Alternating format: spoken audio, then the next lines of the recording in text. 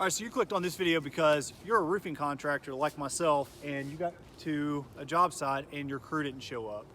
What do you do? What are some precautions you can take?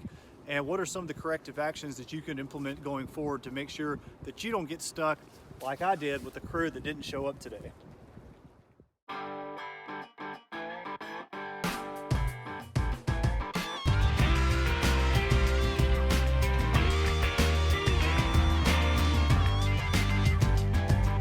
All right, just so you know who I am and who you're getting your information from, my name's Zach Blenkinsopp, also known as Zach the Roofing Maniac.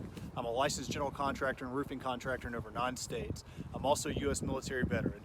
Now, let's get started with the video. All right, you're a roofing contractor. You've signed your contract for your house or your building to get done. Everything's ready to go. Materials are on the job site, and you get out to the job site and there's no crew here to work. Now, this particular project is for the National Forest Service. We're up in Gorham, New Hampshire. And as you can see, it's been kind of cold. Well, this morning, I get up, get ready, get my coffee, everything's ready to go. We got all of our materials on the back side of the building. We're supposed to be tearing off this. The temperature is going to get over 42 degrees today for us to be able to install the shingles, and my crew didn't show up. So what do I do? Now, if you're a roofing contractor and you've done this business for long enough, you know your crew is not always going to show up. There are going to be things that happen. Well, in this video, I'm going to show you a couple things that I do and our company has implemented into our business to make sure that this doesn't happen often in the future. Well, the first thing that you need to do is build a great relationship with your roofers, whether you're using in-house guys or subcontractors. We recommend using subcontracting crews. That's what we do. That's how we run our company. But building those great relationships will really help. We go out, sell the job, build a job, get all the materials, do everything, and all they have to do is show up and do the work and get paid. Now, building a good relationship with your subcontracting company will help prevent times like this from happening where you show up for a job, but there's nobody here to do your work. So one of the things I highly recommend doing is not only treating them well, but also establishing when they're going to get paid and pay them quickly. If you pay them fast and treat them well, more times than not, you're not going to be stuck on a job like this and not have anyone to do the work for you. All right, the second thing you really want to do is you want to start getting contracts signed.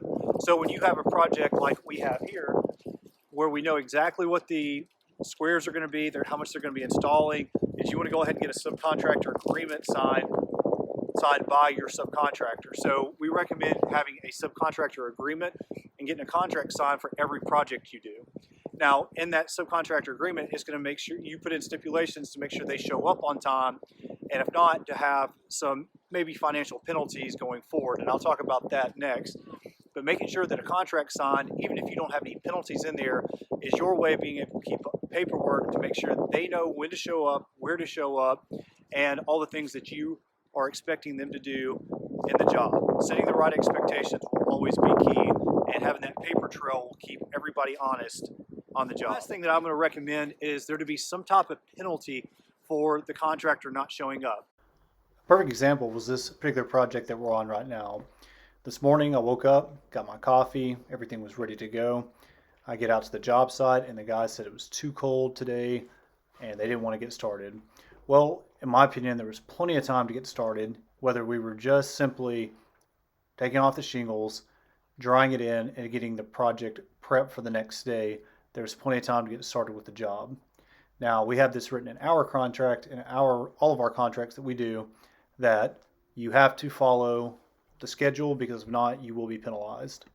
Now, in this particular project, there is clauses in place for weather, but we both agreed that the weather was good enough for them to get started, so they did lose $100 towards their profit on this project. So we took $100 off of the total cost of the job. Now, again, we make all of our subcontractors sign subcontractor agreements, so we're protected and they're protected. This also helps maintain our schedule. And by being able to maintain our schedule, we can bid more projects, we can have higher profits, and have a better bottom line. And it's better both for your company and the subcontractors that you can follow a schedule so you can get more work.